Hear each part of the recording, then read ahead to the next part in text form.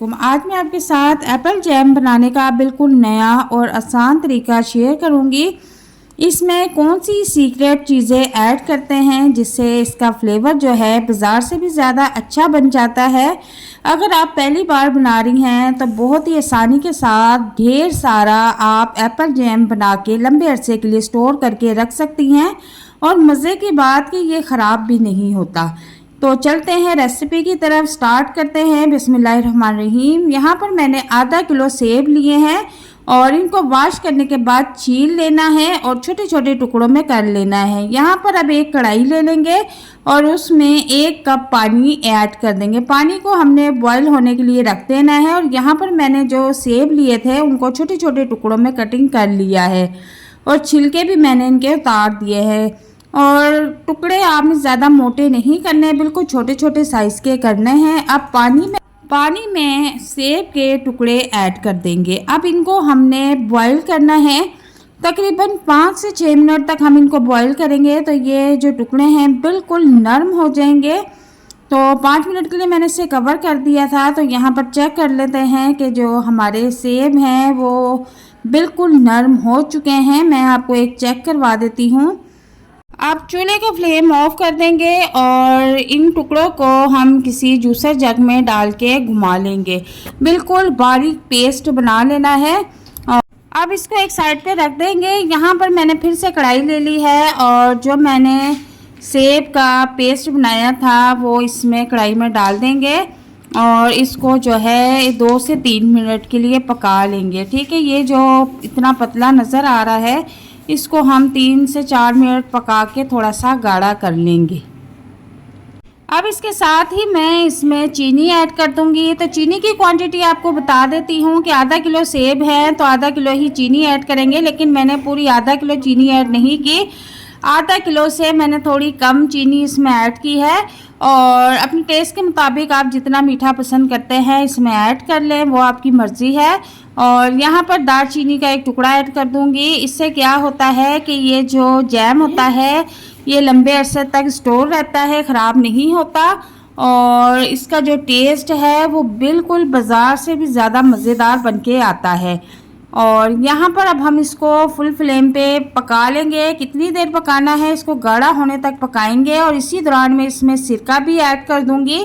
सिरका तकरीबन हम इसमें 2 चम्मच ऐड करेंगे। वाइट सिरका हमने ऐड करना है और अगर आपके पास सिरका नहीं है तो आप 1 से 2 अदद इसमें लेमन भी ऐड कर सकते हैं। सिरका ऐड करने से क्या होता है कि इसकी जो लाइफ होती है वो बढ़ जाती है, आप इसको लंबे अरसे तक स्टोर करके आसानी रख सकती है। अब यहाँ पर मैंने जो है येलो कलर का फूड कलर जो होता है वो भी इसमें ऐड कर दिया है। आप चाहें तो इसमें फूड कलर ऐड कर लें, नहीं तो स्किप भी कर सकते हैं। इसका वैसे भी कलर बड़ा प्यारा आता है। मैंने थोड़ा सा इसमें येलो कलर भी ऐड कर लिया है। ठीक है, अब इसके बाद मैं यहाँ पर 2 से 3 अदद लौंग भी ऐड कर दूँगी। लौंग ऐड करने से क्या होता है कि इसका टेस्ट जो है इन्हेंस हो जाता है और बहुत ही मज़े का हो जाता है। ठीक है, और अब इसको हम फुल फ्लेम पे गाढ़ा होने तक पका लेंगे। जब ये बिल्कुल गाढ़ा हो जाएगा तो हम इसको चूल्हे से उतार लेंगे। अच्छा, अब इसकी पकने की निशानी क्या है मैं आपको वो भी बता देती हूँ। इस जैम को पकते हुए तकरीबन 10 मिनट हो चुके हैं। तो यहाँ पर इसको चेक करने का तरीका यह है कि आपने एक प्लेट लेनी है, बिल्कुल खुश्क होनी चाहिए, पानी नहीं होना चाहिए। इस तरह से एक कतरा उसके ऊपर रखें और प्लेट को बिल्कुल सीधा कर दें। अगर तो ये तैयार नहीं हुआ तो ये जो है नीचे तक आ जाएगा। अगर ये रेडी हो चुका है तो ये एक ही जगह पर जम जाएगा। ठीक है, और अगर ये डॉट एक ही जगह पे जम जाए तो समझ जाए कि आपका जो जैम है वो बिल्कुल रेडी हो चुका है। फ़ौरन से चूल्हा बंद कर दें और इसको रूम टेम्परेचर पर ठंडा होने के लिए छोड़ दें। जब ये रूम टेम्परेचर पर बिल्कुल ठंडा हो जाएगा तो आप इसको जिस बोतल में डालना चाहते हैं उसमें डाल के स्टोर करके रख सकते हैं। अब यहाँ पर हमारा जैम जो है वो तकरीबन रेडी हो चुका है। इसमें आपको दालचीनी लौंगे जो भी नज़र आ रहा है ये आपने निकाल लेना है। ठीक है, और यहाँ पर मैंने इसको एक बाउल में ट्रांसफ़र कर दिया है और इसको रूम टेम्परेचर पर तकरीबन 2 घंटे के लिए मैं छोड़ दूँगी ताकि ये जो है अच्छी तरह से ठंडा हो जाए। उसके बाद मैं इसको फ्रिज में रखूँगी। जब ये ताज़ा ताज़ा हम जैम बनाते हैं तो वो थोड़ा सा जो है पतला पतला सा होता है। जब हम इसको फ्रिज में जमा देंगे तो उसके बाद ये अपनी जो है असल कंसिस्टेंसी में आ जाएगा। तो यहाँ पर मैंने एक छोटी सी बोतल रेडी की है, इसको धो के अच्छी तरह से खुश्क कर लिया था और उसमें जो है जैम ऐड कर दूँगी और ऐड करने के बाद इसको मैं बंद करके फ्रिज में रख दूँगी, ठीक है। और जब ज़रूरत होगी इसे निकाल के इस्तेमाल करूँगी। तो यहाँ पर आप देखेंगे कितना मज़ेदार, कितना यमी जो है हमारा एप्पल जैम बनके तैयार है। बाहर से केमिकल वाला जैम लाना छोड़ें और घर पर आसानी के साथ बनाएं।